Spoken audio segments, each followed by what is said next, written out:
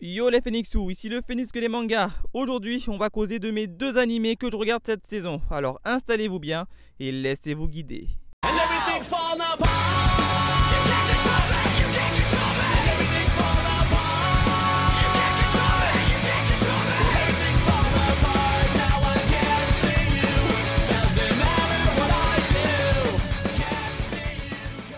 Comme dit précédemment, je ne regarde que deux animés sortis cette saison, principalement par manque de temps et aussi par le fait que j'en regarde 4 de plus en fil rouge dont vous pouvez les voir s'afficher actuellement.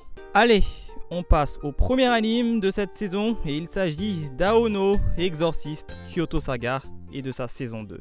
Bon, je suppose que vous connaissez tous de quoi parle cette série, mais pour la faire courte, on va suivre l'histoire de deux frères jumeaux aspirant à devenir exorcistes et dont l'un a hérité des pouvoirs de son père qui n'est d'autre que le roi des enfers en personne. A noter tout de même que cette seconde opus fait suite directement à la saison 1, juste après l'épisode 14-15 où il sera question pour Rin et ses camarades de classe de retrouver l'œil du roi impur qui a été dérobé par un mystérieux individu.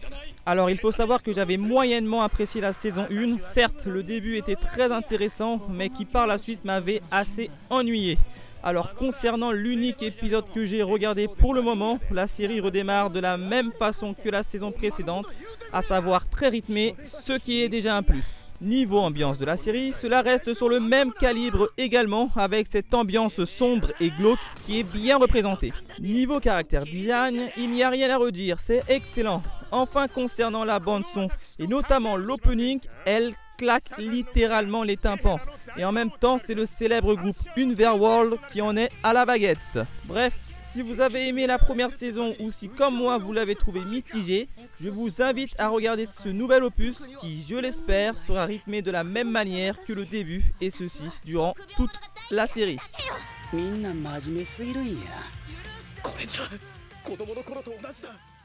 Et on passe au second et dernier anime qui a pour titre Yuju Senki et démarrons par son synopsis. Nous allons suivre Tanya, une jeune fille aux commandes d'une armée de sorciers. Malgré son allure de petite fille, elle est capable d'anéantir à elle seule une armée entière.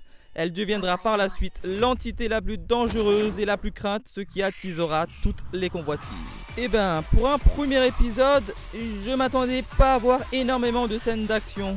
Tout aussi bien réalisées, elles sont assez badass dans l'ensemble. De plus, niveau ambiance, l'anime a su parfaitement mélanger le côté guerre mondiale et fantastique avec quelques touches de comique. Cela a permis de rajouter une vraie petite fraîcheur. Pour ce qui correspond du caractère design, l'anime m'a semblé assez sombre et ce qui correspond parfaitement au thème de la série. Enfin, pour ce qui est de la bande son, le premier épisode n'en proposait malheureusement pas. Mais j'espère qu'elle sera tout aussi excellente que le début. Bref, si vous aimez les animes mêlant bataille façon Seconde Guerre mondiale, stratégie et fantastique, eh ben foncez!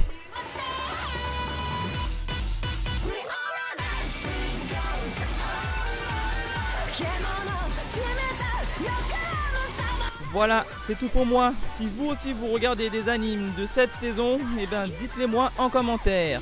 Sur ce, je vous dis à la prochaine les Phoenixous.